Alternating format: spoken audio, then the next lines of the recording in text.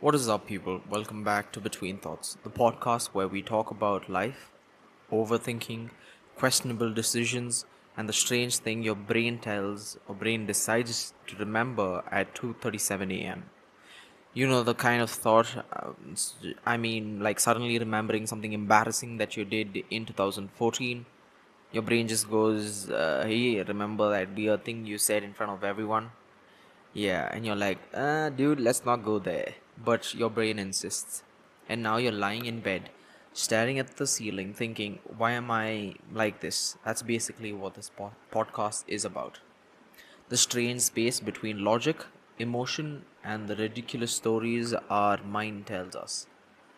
Today, we are talking about something interesting: the choices we make, the fears we carry, the paths we don't take. Because life is weird.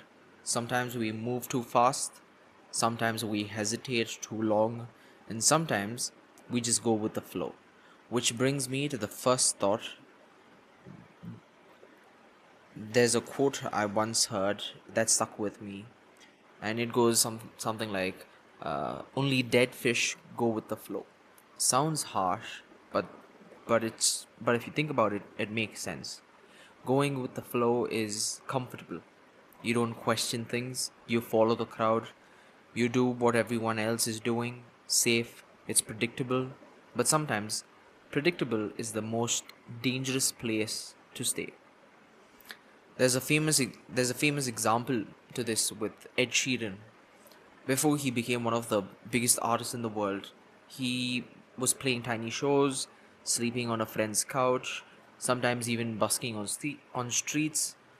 Imagine telling Imagine telling this to your parents. Yeah, I'm not gonna get a normal job. I'm just going to stay and play guitar in random places and hope something happens. Most parents would respond, "Are you dense? What is wrong with you? How have you considered to pay your rent?" But he didn't follow the safe path. He didn't go with the flow. He chose uncertainty. And that's the thing about going against the current. It's uncomfortable, but that's usually where growth begins. But here's the problem: the moment you try to go against the current, your mind starts doing something very annoying. It starts lying to you. Your brain is a fantastic storyteller. Unfortunately, most of the stories it tells is completely made up. Your mind will convince you the, that, the, that there's a worst possible outcome before it even presents itself. You're going to embarrass yourself before texting someone. They probably hate you. Before starting something new is probably going to say that you're going to fail. Your mind basically runs a full disaster movie before anything even happens. This is a great example that Jim Carrey gives us. Before he became famous, he struggled financially. At a point in his life with his family, he was broke. They were living in a van. He was so broke that he was living in a van. But he still had this crazy belief that he would become the world's greatest actor or become very successful in the world. So he wrote himself a check for $10 million for acting services rendered. At that time, he had nothing. But years later, he got paid around the same amount for Dumb and Dumber. Now imagine if he had listened to the voices in his head saying this will never work. Most fears exist only in imagination, and yet we suffer through them like they are real. And sometimes the thing our mind fears the most isn't failure, it's something much quieter, and that is being average. We live in a world that constantly tells us we need to be extraordinary, be the best, be successful, be exceptional, be unforgettable, no pressure, right? It's like society looked at humans and said, "You must be unique," which is ironic because now everyone is trying to be unique in the exact same way. There's an interesting story about Matthew McConaughey. When he was younger, he was offered a lot of romantic comedy roles. They paid him well, it served the bill, they were safe. But he realized something. If he kept accepting those roles, he would always be seen the same way, comfortable but limited. So he stopped taking them. For almost 2 years, he barely worked.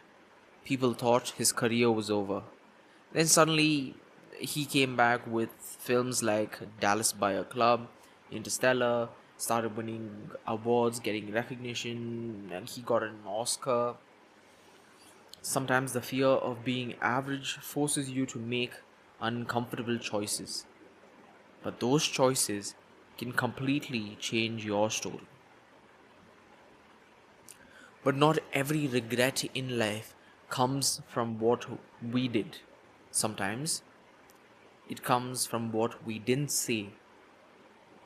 A friend once told me a story that stuck with me. He had a close friend in college and they spent years studying together.